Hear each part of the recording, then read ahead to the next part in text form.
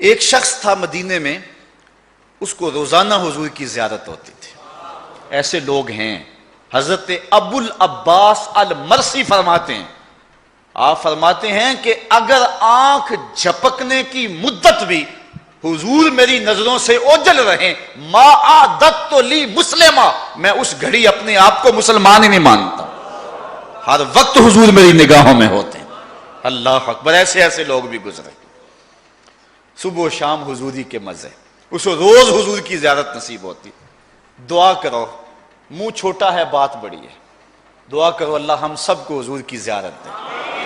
میں کہتا ہوں مسئلے حل ہی نہیں ہوتے جب تک حضور کی زیارت نہ ہو. بندہ ساری زندگی تشکیک و اضطراب میں رہتا ہے. اے لقائے تو جواب ہر سوال، حل شود ہر مشکلت بے کیلو کال. رومی کہتے ہیں تیری ملاقات ہی تو سارے دکھوں کا علاج ہے. ساری مصیبتوں کا علاج تو ملاقات ہی ہے آپ کی. آپ مل گئے تو سارے دکھڑے ختم ہو گئے، آپ نہیں ملے تو دکھ ہی دکھ ہیں زندگی میں. تو یہ دعا کرو اللہ حضور کا دیدار دے. اللہ اکبر. اس کو روزانہ حضور کی زیارت ہوتی تھی. اچانک زیارت بند ہو گئی. 2-4 دن انتظار کرتا رہا، زیارت نہیں ہوئی. ایک دن حضور کے روزے پہ آیا، مدینہ شریف میں ہی رہتا تھا، اور آ کے رویا. کہا حضور مجھ سے کیا غلطی ہو گئی؟ روزانہ نوازا جاتا تھا مجھے اور اب محروم ہو گیا ہوں. میرے حضور قبلہ عالم فرماتے ہیں آ ماہی ہن دے نظارہ تے خواب اندر ایک واری، او بھی جے اکھیاں جڑ جاون لے کے تو نیند ادھاری. یاراں نال بہاراں دس دیاں یاراں باج اجاڑاں، سال پچھوں اج بلبل ہسدی کھڑیاں جد گلزاراں.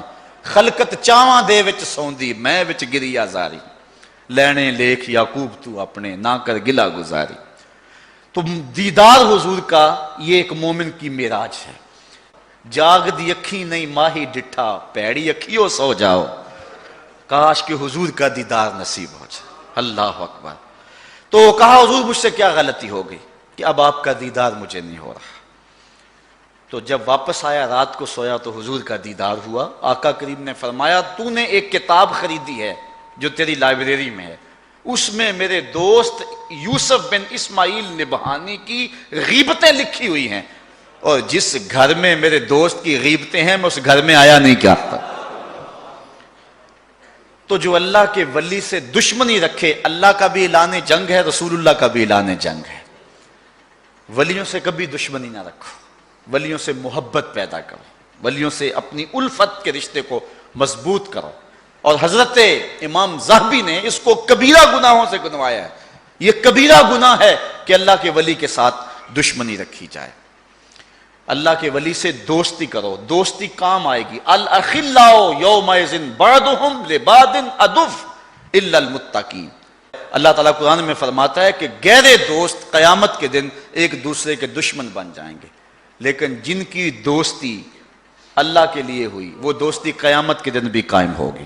اور حدیث میں آتا ہے ایک بندہ جہنم کو جا رہا ہوگا، اچانک ایک شخص کو دیکھے گا جو جنت میں جا رہا ہے، رک جائے گا. کہا حضرت آپ نے مجھے پہچانا؟ کہا نہیں. کہا آپ کو شاید یاد نہیں، ایک مرتبہ میں نے آپ کو وضو کے لیے پانی دیا تھا، میں نے لوٹے سے آپ کو وضو کروایا تھا. وہ اللہ کا بندہ رک جائے گا، عرض کرے گا مالک میری وفا کا تقاضا یہ ہے کہ اتنی دیر تک جنت میں نہ جاؤں جب تک اپنے ساتھی کو نہ لے جاؤں. اللہ اس کی سفارش مان کر کے اس گناہگار کو جنت عطا فرمائے. اٹھ فریدا ستیا تے میلہ ویکھن جا، وت کوئی بخشیا مل جاوے تے تم ہی بخشیا جاوے. تو اہل اللہ کے ساتھ دوستی کے تعلق کو مضبوط کرو، اہل اللہ کی صحبت کو غنیمت جانو، اور ان کے مزاروں پر ان کی چوکھٹوں پر حاضری دیا کرو. وہ نور ملتے ہیں، وہ اجالے ملتے ہیں. حضرت داتا گنج بخش علی حجویری رحمۃ اللہ تعالی علیہ کی قبر انور کے پاس قریب جن لوگوں نے بم دھماکے کیے ہیں وہ کیا سمجھتے ہیں کہ ہم جنت کا ٹکٹ لے رہے ہیں؟ میں کہتا ہوں جنت کا ٹکٹ تو انہیں ملا جو داتا کی چوکھٹ پہ شہید ہوئے ہیں. اور یہ میں جذبات میں نہیں کہہ رہا، میرے پاس حدیث کی دلیل موجود ہے. آپ نے حدیث سنی ہے جس نے 99 قتل کیے تھے، پھر ایک شخص کے پاس گیا کہ میں توبہ کرنا چاہتا ہوں. اس نے کہا تیری توبہ کوئی نہیں ہے، اس کو بھی قتل کر دیا. 100 ہو گئے. اب دل میں آرزو جاگی، امنگ پیدا ہوئی، پھر خواہش پیدا ہوئی. کسی عالم سے پوچھا کہاں فلاں بستی میں اللہ والے رہتے ہیں، حدیث صحیح ہے، صحاح ستہ میں ہے، روایت حضور نے کی ہے، آقا کریم نے سنائی یہ بات صحابہ کو، بنی اسرائیل کی روایت ہے۔ تو کیا ہوا کہ وہ چل پڑا اللہ والوں کی بستی کی طرف، ابھی منزل پہ نہیں پہنچا تھا، راستے میں تھا، راستہ آدھا بھی طے نہیں ہوا تھا، تھوڑا طے ہوا تھا، زیادہ باقی تھا کہ موت آ گئی۔ اب جنت والوں کا تقاضا تھا توبہ کرنے جا رہا ہے، جہنم والے فرشتے کہتے تھے 100 آدمیوں کا قاتل ہے، ابھی توبہ کی تو نہیں۔ اللہ تعالیٰ نے تیسرے فرشتے کو بھیجا، جا کے ان میں فیصلہ کر۔ کیا فیصلہ ہے؟ زمین ماپ لیں، اگر آگے سے زیادہ ہے تو جہنم والے لے جائیں، اگر پیچھے زیادہ ہے، آگے تھوڑی رہ گئی ہے، ولیوں کی بستی کے نیڑے ہو گیا تو جنت والے لے جائیں۔ زمین آگے زیادہ تھی لیکن اللہ نے حکم دیا آگے والی زمین تو سمٹ جا، پیچھے والی زمین تو پھیل جا۔ جب زمین ماپی گئی تو آگے جگہ تھوڑی تھی، پیچھے زیادہ تھی، جنت والے اس کو نوری لباس میں حریر و دیباج میں لپیٹ کر کے اس کی روح کو جنت میں لے گئے۔ بنی اسرائیل کا 100 اشخاص کا قاتل ولیوں کی چوکھٹ پہ جا رہا ہے، ابھی پہنچا نہیں، راستے میں موت آ گئی تو جنت والے لے گئے، اور جو داتا کی چوکھٹ پہ پہنچ کر جان مارتے ہیں پھر ان کو جنت والے کیوں نہیں لے گئے ہوں گے؟ ان کو جنت والے کیوں نہیں لے گئے ہوں گے؟ سعادت مند ہیں وہ لوگ جن کو وہاں موت آئی، ولی کے قدموں میں موت آئی۔ گر وقت اجل سر تیری چوکھٹ پہ دھرا ہو، جتنی ہو قضا ایک ہی سجدے میں ادا ہو۔ اللہ تعالیٰ نے ان آستانوں اور ان پاک باز بندوں کی برکت سے برے صغیر پاک و ہند کے اندر اسلام دیا ہے۔ یہ خام خواہ کی ایک لڑائی ہے۔ برے صغیر کا مزاج یہ ہے کہ یہاں ہم اولیاء سے پیار کرتے ہیں، اور میں نے یہ بات پچھلے دنوں میں جگہ جگہ کہی ہے کہ جو سادات آئے ہیں بیرون ملک سے، عرب سے، ان کو نکال کے باقی جتنی بھی برادریاں ہیں اپنا شجرہ نسب پڑھیں، 8ویں پشت میں نہیں تو 10ویں پشت میں، 10ویں پشت میں نہیں تو 12ویں پشت میں، یا منگل سنگھ ہوگا یا سنگل سنگھ ہوگا، کیونکہ ہم سب یا ہندوؤں کی اولاد ہیں یا سکھوں کی اولاد ہیں۔ یہ بزرگ آئے تھے جنہوں نے آ کے دین دیا، اور ایک ایک بزرگ نے 90 لاکھ کافروں کو کلمہ توحید پڑھایا۔ حد کر دی ان بزرگوں نے۔ اقبال بھی کھڑا ہے حضور کی چوکھٹ پہ، حضرت داتا صاحب کی چوکھٹ پہ، اور کیا کہہ رہا ہے؟ سید حجویر مخدوم امم مرکد او پیر سنجر راہ حرم، اور آگے کیا کہتا ہے؟ خاک پنجاب از دم او زندہ گشت، کہتا ہے پنجاب کی دھرتی کو جو زندگی ملی ہے ایمان کی تو وہ اس جو ہے وہ باوفا درویش کے قدموں کے صدقے سے ملی۔ ان لوگوں نے ایمان کی حرارت بانٹی، انہوں نے اجالے بانٹے، زناریں توڑ کر کے۔ ہم سے تو کوئی مسلمان نہیں ہو رہا، مسلمانوں کو کافر بنا رہے ہیں، لیکن ان لوگوں نے زناریں توڑی اور زنجیریں توڑی اور ایمان کی بہاریں عطا کی۔ 1000 سال ہو گیا امن کی ان آماج گاہوں کو اجاڑنے کی کوشش کی گئی۔ میں نے کہا یہ ایسی بارگاہیں ہیں، ایسی جگہیں ہیں جہاں روح کو بھی فیض ملتا ہے، جسم کو بھی نور ملتا ہے۔ کتنے بھوکے ہیں جو داتا کی چوکھٹ پہ روز لنگر کھاتے ہیں۔ میں پچھلے سال معراج النبی کے مہینے میں کراچی کچھ بیانات کے سلسلے میں گیا تو وہاں کلفٹن میں ایک سیٹھ صاحب کے گھر میرا قیام تھا، تو میں کھانے پر ان کو پوچھا کہ آپ اپنے کراچی کی کوئی بات ہی سنائیں، تو انہوں نے کراچی شہر کی خصوصیات اور باتیں سنانا شروع کر دی، اور پھر جب بھی ہم اکٹھے ہوتے چائے کے لیے کھانے کے لیے بیٹھتے تو وہ کراچی کا تذکرہ چھیڑ دیتے، اور کہتے ہیں میں لاہور میں گیا تھا، میرا تو دل نہیں لگا اس شہر میں۔ ہر بندے کو اپنے علاقے سے مانوسیت تو ہوتی ہے، تو پھر میں بھی کوئی نہ کوئی لاہور کی بات سنا دیتا، وہ کراچی کی سناتے میں لاہور کی سنا دیتا۔ ایک دن ہم کھانا کھانے کسی ہوٹل میں جا رہے تھے، راستے میں ایک چھپر نما ہوٹل تھا جہاں لوگوں کا ہجوم تھا۔ مجھے کہنے لگے کراچی اتنا غریب پرور شہر ہے، اگر کسی کے پاس 5 روپے ہونا تو وہ کھانا کھا سکتا ہے، اتنا غریب پرور اور سستا شہر ہے۔ تو میں نے کہا لاہور اتنا غریب پرور شہر ہے، کسی کے پاس 5 روپے نہ بھی ہوں داتا کی چوکھٹ پہ آ جائے فری کھا لے۔ یہاں جو ہے لنگر لگا ہوا ہے داتا کی چوکھٹ پہ۔ تو وہ سیٹھ صاحب ہنسنے لگے، کہنے لگے نہیں داتا کی چوکھٹ کا مقابلہ تو نہیں ہے نا۔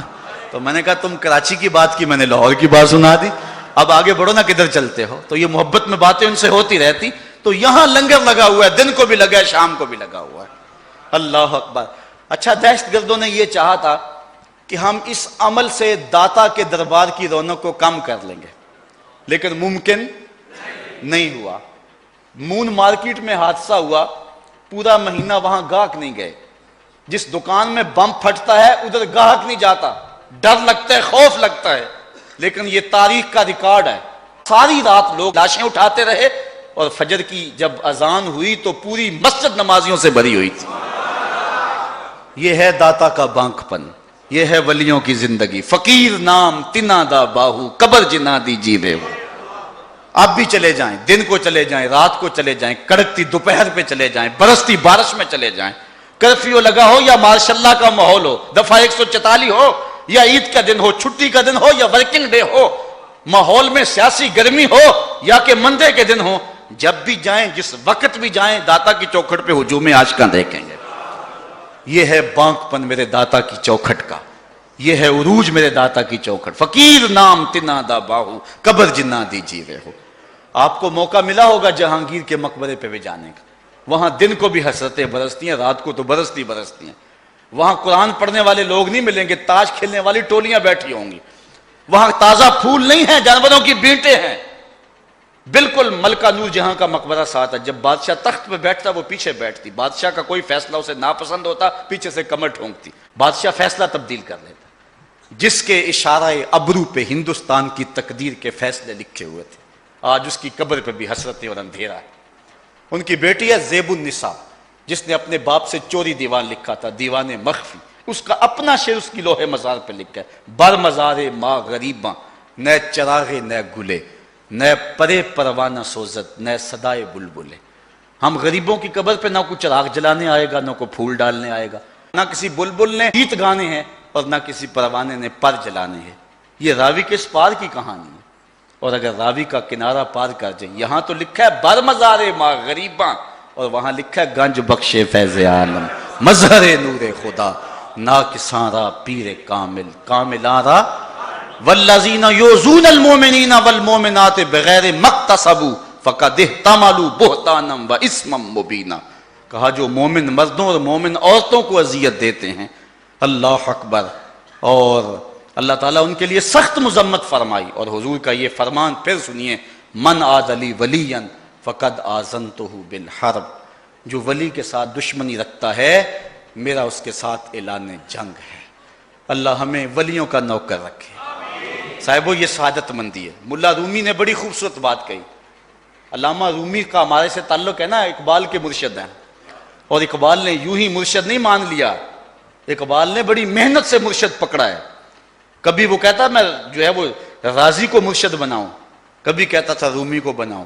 عالم تھا نا، پڑھا لکھا تھا، فلسفی تھا، کبھی سوچتا استدلال کا شہنشاہ تو رازی ہے۔ اسی کشمکش میں گزری میری زندگی کی راتیں، کبھی سوز و ساز رومی، کبھی پیچ و تاب رازی۔